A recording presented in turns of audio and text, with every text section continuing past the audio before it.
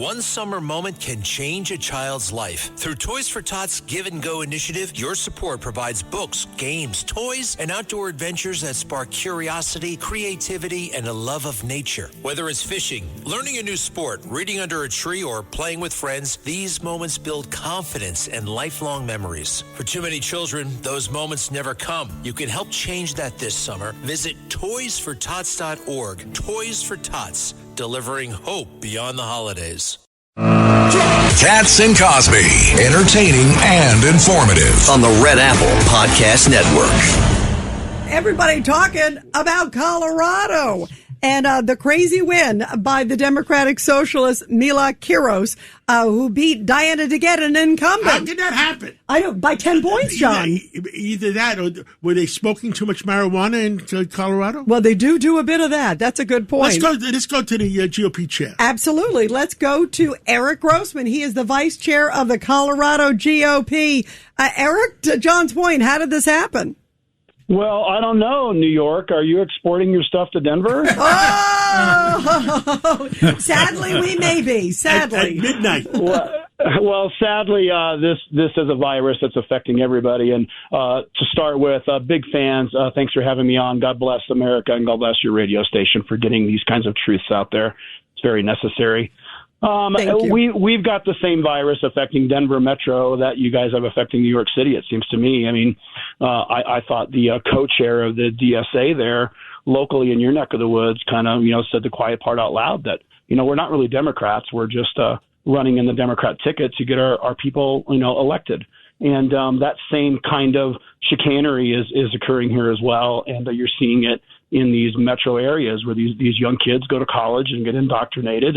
And all you have to do is go to your local coffee shop or go to your local Reddit thread to see that these people are very organized. They're very mission oriented, and it's a religion for them. And so they'll do whatever they have to do to get in office. And you're seeing that. Diana DeGette, we were talking about this earlier. She's the incumbent there, 15 terms, 29 years in the Congress. And she was pretty, if you look at her policy, she was anti-ICE, right? Anti-police. I mean, this is like a whole different game, right? Absolutely. And I think what the Democrats are finally waking up to, even James Carville in his commentary has alluded to it, that these people are just to the far left of them. But at the same time, they haven't been looking at their own polling numbers. You go back even before this most recent election cycle, where most Democrats poll that they're not resisting Trump enough. And so therefore, the only people that resist Trump enough are these Antifa DSA types. And that's what this rabid base wants. They're literally rabid. They're foaming at the mouth, and they want their action. And if they're not going to get it from the Democrat Party liberal left-wing establishment, then they're going to do it on their own. And we're seeing that now. Yeah, that is a real troubling trend. So the question is, what happens beyond this? I mean, now as we're going into the general election, obviously, like you look in New York, I mean, the locations are, pretty much blue locations, if you will. What happens as we are here to the general with you guys? You're the vice chair of the Colorado GOP. Well, two things. One, I'm not as much of a politician as say, the Ari Fleischer types. And granted, he's right that it's a right versus wrong issue, but I take it a step further because that's the battlefield we're in. This is sanity versus insanity. And I think it's high time that we start labeling it as that much of an extreme issue, because it is. I mean, we're well beyond McCarthy era isms now. We're to the point where this is a war, and we got to start fighting it like that. Yeah, Colorado specifically, we're set up for failure here in the way the primary structure is laid out for us. They snuck in back in 2016 an open primary system where it basically makes the party apparatus somewhat irrelevant, if not majorly irrelevant. And all of a sudden now we have to placate to unaffiliated voters who have no skin in the game. They don't pay enough attention to politics. They don't know anything about history, and they don't understand that this socialist Marxist stuff is overtaking us all. But we have to play in that game here, and that's why we get weak people elected, and it leaves the door open for people like this young woman in Colorado to throw out a long-term incumbent and bring these socialist things to the forefront. Mr. Grossman, like you just said, people don't understand what made this country great. And, I'm a Republican, but I'm very fearful, and I understand that this is not just a Democratic Party problem. This is a problem for our country. I mean, I'm not immune to the craziness here in New York. I mean, you don't put anybody in jail, I got to walk these streets. I mean, so, I'm not looking at this as a Republican, Democrat. I'm looking at this as an American. I think we're being threatened as a country, and we don't see it. Well, and even a step further, it's Western culture in general. Yes, I mean, I find it astonishing that when you look back at history and you see what's happening now, more people are not awakening to these people want us destroyed.